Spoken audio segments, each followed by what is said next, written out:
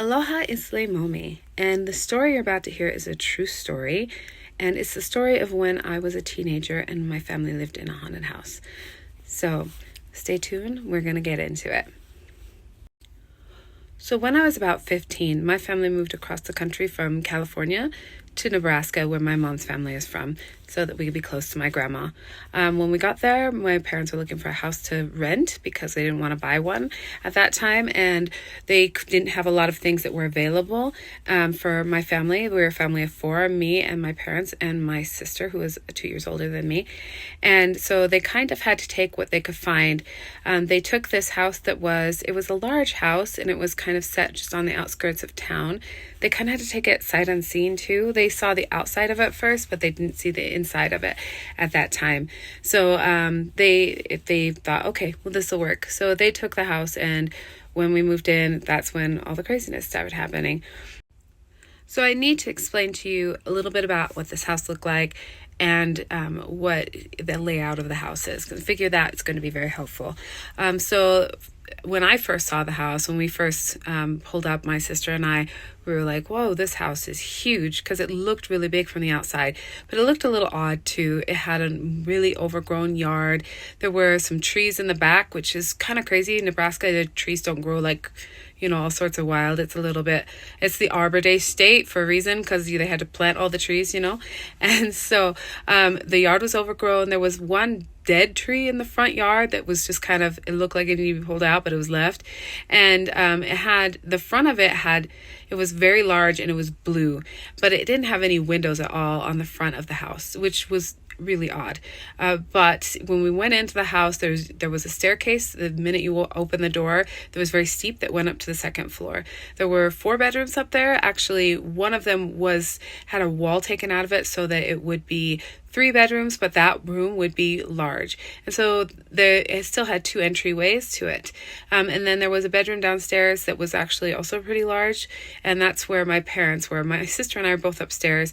I actually got the bigger room because I had a lot of stuff. I had a sewing machine and had some hobbies. So they just thought, okay, hey, you can have that room. And she didn't care. And so my sister and I were upstairs, and my parents were downstairs.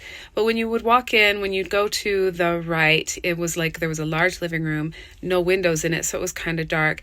And then you followed along, and there was a parlor that was connected to the living room, which we all thought was also a little bit odd. And there was only one window in the parlor area, and it was on the side, and it wasn't very big, so there was a little bit of light in that room. The people who owned the house had left an old player piano in there, and it was really old and beat up. And then they also left this lounge, ornate lounge in there, that it looked a little old, but it was whatever, you can stay here, whatever. And then as you went around, there was a one bathroom in this house, which is tough when you have 4 people, but it was fine. And the one feature of this house that I actually liked was the bathtub that it had was an old cast iron tub, one of those original style tubs, and it was super duper deep, which was kind of cool. And then there was a kitchen, and the dining room was the last room as you went around the corner, so it kind of had this maze feel, so it almost felt like somebody had added it on to make it that size. So it was kind of an interesting layout. And when you would walk in the front door, like I said, it was really dark. So I will say that I thought the house looked creepy. It was you felt okay, have I stepped into a scary movie here? Should I be running the other direction? Especially since felt a little isolated right in front of the house. The road out front of the house was dirt right in that spot too, and so it's just kind of odd. My mom grew up in this town, so she still had friends that lived there. So when we went and visited one of her friends, it was funny because the friend was like, hey, you know what that house used to be?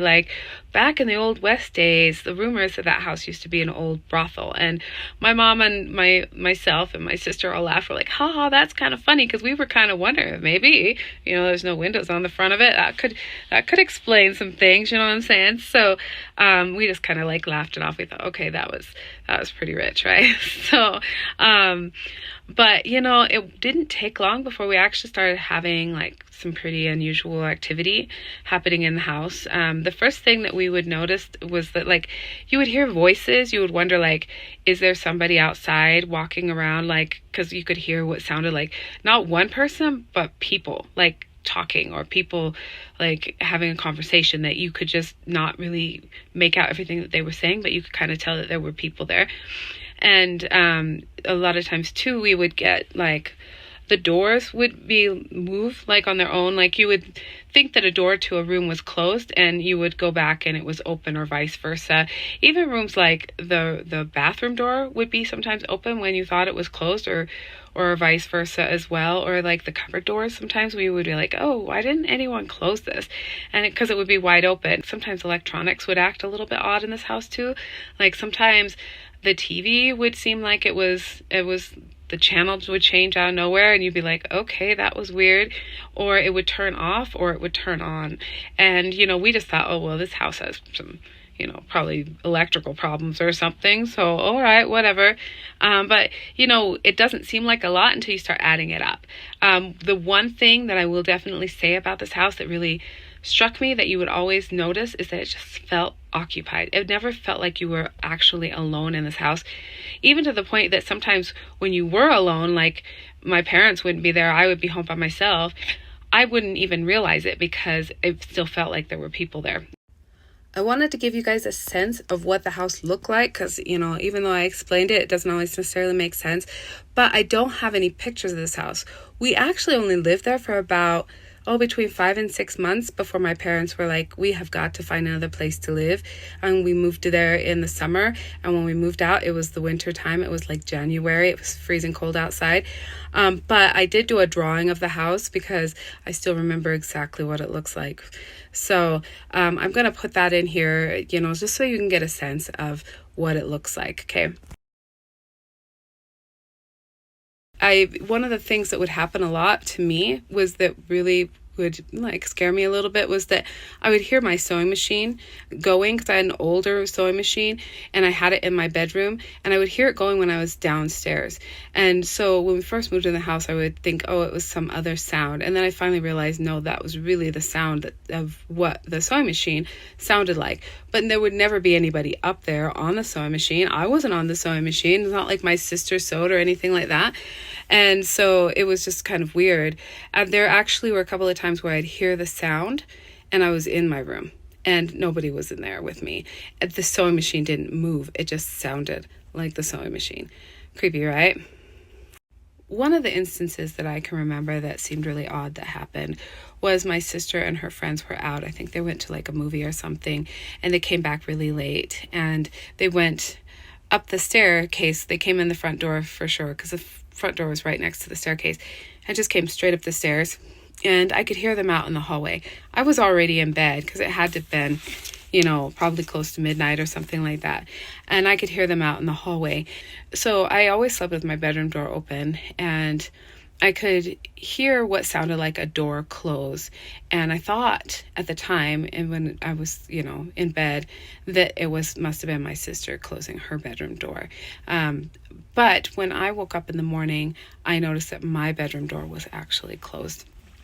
And it kind of freaked me out because I never closed the door. So I got up and talked to her in the morning and said, hey, why did you close my bedroom door? I never liked to have that door closed.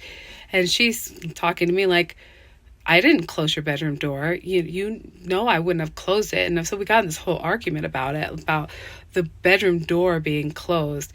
And she's like, I didn't close your door. And I was like, my door should not have been closed. I never closed the door.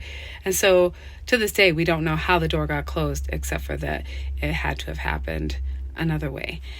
So it was really creepy to me at the time, really scared me at the time, because I didn't want to feel isolated. And here I was like in this room with the door closed, and I didn't even know it. So there is so much more of this story that I haven't even gotten to yet, but because this video is getting so long, I'm going to end this here. Just be on the lookout for a second part of this. Know that I have been doing research. I did interviews with my parents and my sister, and I found some really interesting things that I never even knew that makes the story even more interesting. So buckle up. We have a long, creepy, scary road ahead of us. Keep your eyes open for a second portion of this story on my TikTok. Aloha.